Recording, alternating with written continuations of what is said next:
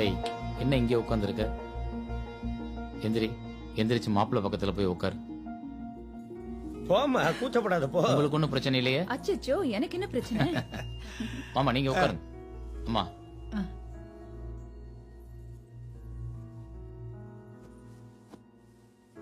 முதல்ல எல்லாரும் என்னை மன்னிக்கணும். நீங்க நினைச்ச மாதிரி இந்த கல்யாணம் முடியாம ரொம்ப சிம்பிளா நான் நினைச்ச மாதிரி முடிஞ்சதால என் மேல எல்லாரும் கோவமா இருப்பீங்க. உங்க பிளான் பிரகாரம் இந்த கல்யாணம் முடிஞ்சிருந்தா நீங்க போட்ட பட்ஜெட் படி 35 லட்சம் ரூபாய் இந்த கல்யாணத்துக்கு செலவாகியிருக்கும்.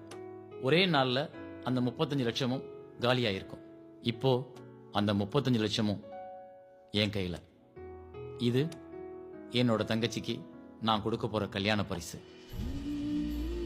இந்த பணத்தை என் தங்கச்சி பேர்ல பேங்க்ல போட்டிருக்கேன். மாப்பிள்ளைக்கு பிடிச்ச தொழில் விவசாயம்னு சொன்னார். அவர் பேர்ல பொள்ளாச்சிக்கு பக்கமா ஒரு 25 ஏக்கர் நிலம் 5 வருஷம் லீஸுக்கு ரெஜிஸ்டர் பண்ணியிருக்கேன். இது அதுக்கான அக்ரிமெண்ட். அவர் உழைப்புல 5 வருஷம் கஷ்டப்பட்டா அதை அவரே சொந்தமாக்கிக்கலாம். பிடிச்ச தொழிலும் அன்பான குடும்பமும் அமைஞ்சிட்டா யாருடைய வாழ்க்கையிலையும் பிரச்சனைகள் வராது. பொருளாதார ரீதியா வர்ற பிரச்சனைகளால தான் நிறைய குடும்பங்கள்ல டைவர்ஸ் வரைக்கும் போகுது. நம்ம கிட்ட இருக்கிற பணத்தை திருமண சடங்கு சம்பிரதாயம்ன்ற பேர்ல ஒரு நாள் விசேஷத்துக்காக எல்லாத்தையும் செலவு செஞ்சுட்டு 6 மாசத்துல குடும்பம் நடத்த பணம் இல்லாம கணவன் மனைவிக்குள்ள பிரச்சனைகள் வருது. அந்த ஆரம்பம் தான் அடுத்தடுத்து அவங்களுக்குள்ள கேப் போறதுக்கு காரணமா இருக்கு. ஒண்ணு நிம்மதி இல்லாம வாழ்றாங்க, இல்லைன்னா கல்யாணம் செஞ்ச கொஞ்ச நாள்லயே பிரிஞ்சிடுறாங்க.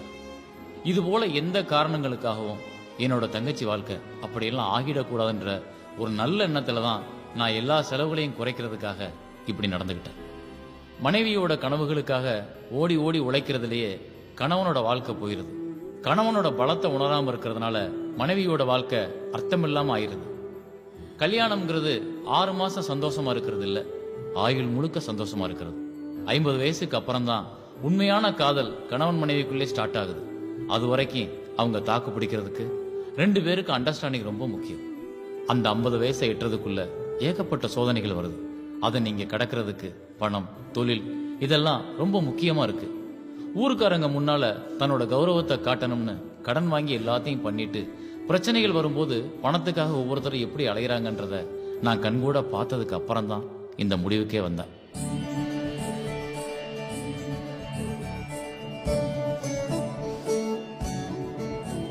கணவன் எல்லாம் செஞ்சிருவான்னு நினைக்காம அவனோட வருமானத்தை வச்சுக்கிட்டு என்ன செய்ய முடியும்னு தெரிஞ்சு தேவைகளுக்கு ஏற்ப திட்டமிடுற மனைவியா நீ இருக்கணும்.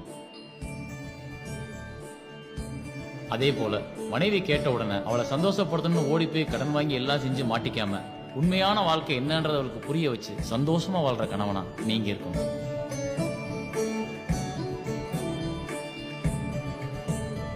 வாங்க.